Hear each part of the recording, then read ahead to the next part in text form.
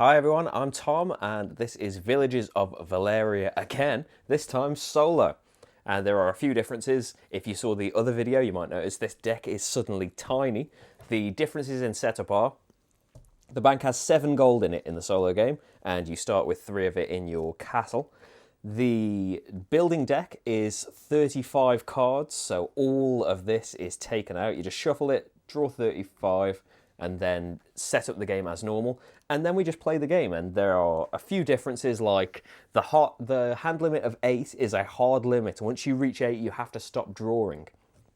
A few of the actions change a little bit. There's no following, you lead every action, and you trash cards rather than discarding them onto the piles. But if you didn't see the multiplayer game, then I'll explain it as I'm going anyway, so you'll know what's going on. So I have my castle to start off with. I'm trying to rebuild the Kingdom of Valeria. So I have this castle that generates for me a wild resource when I build.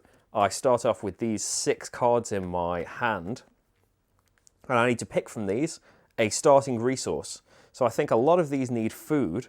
I think I will make the keep my starting resource. This only happens at the start of the game. So I can now generate a food and anything.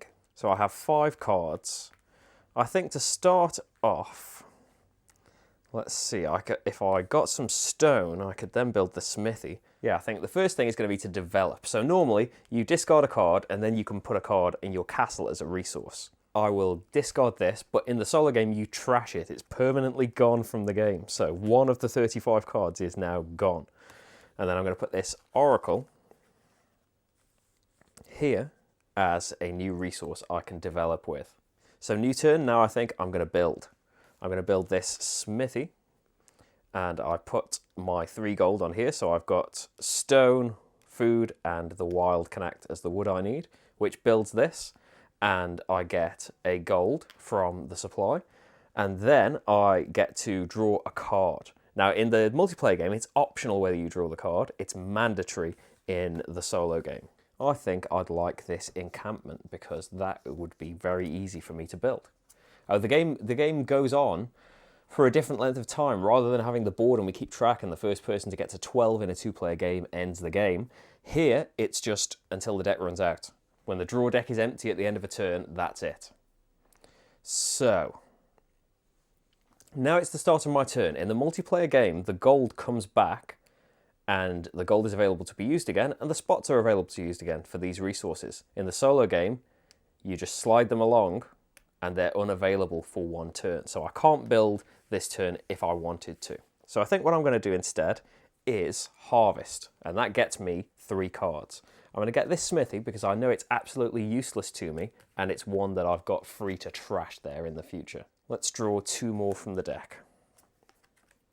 Okay, start of a new turn. The gold is all back and the resources are available to be used. So we could now get this encampment out, cover up the food and the wild, and I get a free card. I think I'd like the inn. And new turn, these slide over, so I can use the stone, but that's not much good on its own. I think for all these cards, I need wood to be able to build any of this stuff. So I think the smithy is going to have to be the resource. I'm going to develop, by the way. So I need to trash one of these cards. Let's see, there's no copies of these out there. The guard tower is probably the hardest to get built. Is it though? I've got that could be built right now if I had the resources available. Maybe the oracle. Yeah, the oracle is going to get trashed, so I can put this resource up here.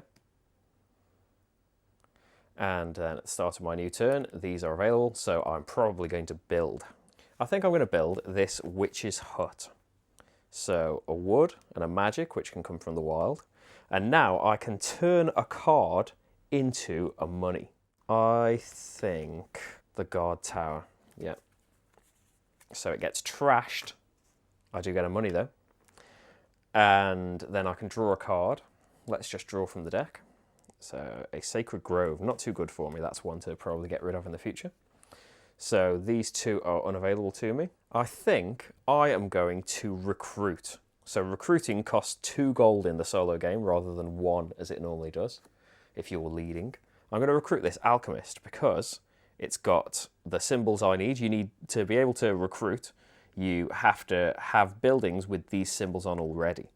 And it's worth 3 points, and I can get rid of this sacred grove that wasn't much use to me and get 1 of that money back. Okay, new turn, I've got my gold back. And we probably want to get something built. I think I'm going to build the inn. So, food, wood. And when I recruit in the future now, I'm going to get 2 cards. I get to draw now because I built. I'm just going to take from the deck. Okay, the market, very expensive. So I would need to develop to be able to build there, I think. Everything slides along, so I can't build again. I think I'm going to harvest, so I've got some cards available. So I'm just going to grab 1 from the deck, the Forager's Den, and something else from the deck. Ooh, harbor's okay. Okay, and all of my stuff's available again, so I'm going to build this turn. I'm going to build the Armory, I think. So that's going to cost me stone, wood. And in the future when I build, I'll be able to get a card. So these slide over for the next turn. I think now I'm going to tax. I am going to get rid of this Forger's Den, I think. Trash that to get a gold. So all of this is available again. So I probably want to build. I'm going to build this harbour. It's going to give me a point for every dagger and key, and I've already got 1, so that seems okay. So I've got stone, wood, food. That's all of my stuff. And I get to draw a card. I get to draw 2 actually because of the Armory.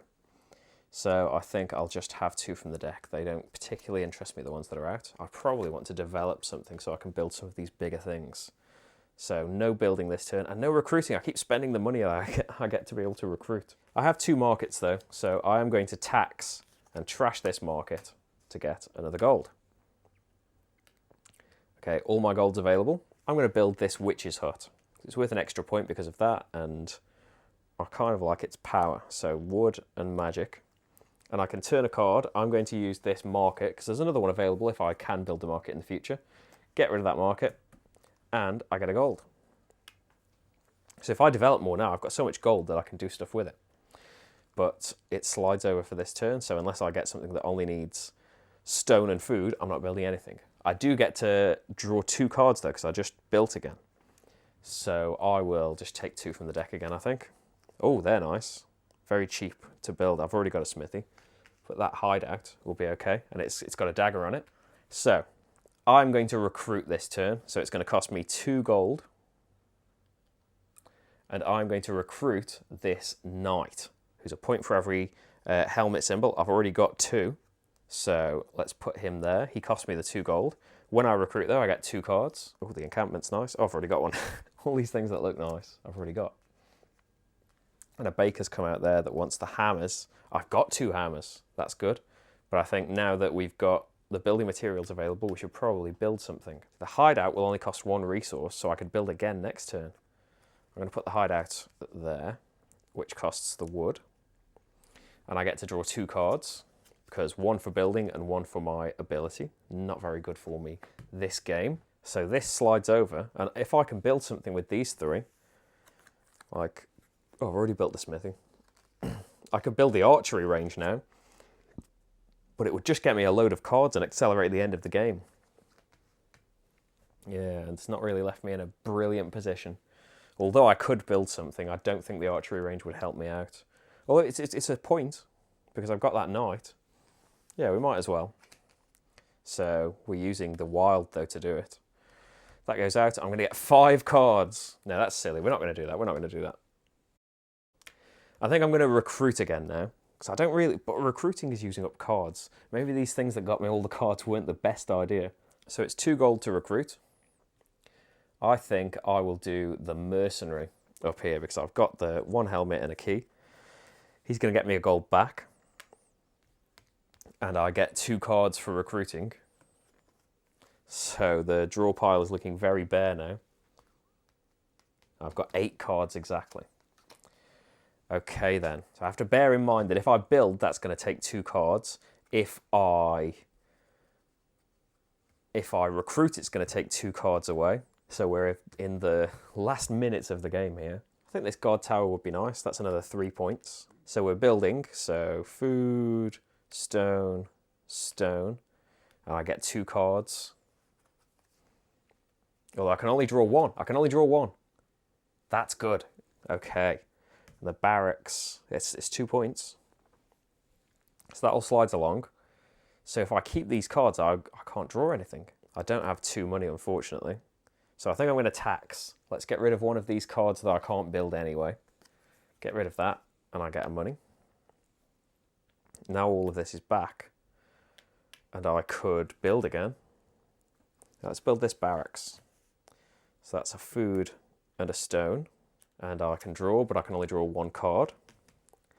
Then let's recruit, because I can't draw any cards. 2 money's going away. And I'll grab this baker, because I can't draw the cards that she would get me, but I can get the money back. Oh, I've actually got 7 cards somehow, so I should have 1 card. So there is only 1 card left. So if I recruit, I can't get any cards, so I probably want to do that. But recruiting could at most get me 3 points. So I'm going to spend the 2 money and get this champion. I think if I recruit again, I can get him, and he's worth 3 points, I think. But I have no gold now, so what can I do? I can't, 1, 2, 3, 4, 5, 6, 7. So I can't draw cards. I can give up a card to build something. Yeah, I think I'm going to do that. I'm going to give up a card for tax, so I get a gold. Then I'm going to build, using a wood. Let's build this archery range, and that means I would draw cards. It's the end of the game. So let's work out the points for the solo game. You get a rank in this. So what point powers do I have? A point for every helmet symbol. 1, 2, 3, 4 there. I hope I haven't built anything twice. I've built the witch's hut twice. Oh dear. Oh well, it's too late now. Okay, so I've had a money that I shouldn't have had earlier on. So I've got 5 of the helmet symbol. A point for every hammer. 6, 7. Yeah, let's retroactively get rid of this witch's hut and a gold, even though I know it doesn't cancel it out because it let me do things I shouldn't have been able to do, but it's the best we're doing here. So we're at 7 for the bonus points.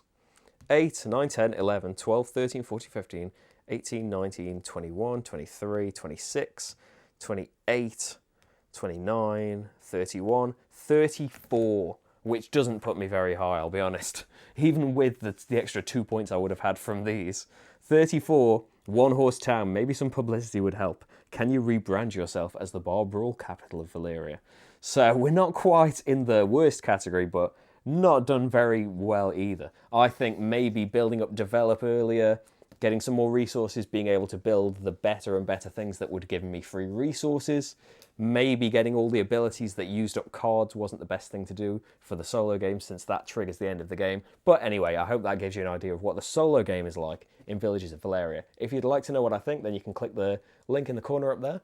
But thank you very much for watching, and I'll see you for the next game. Bye everyone.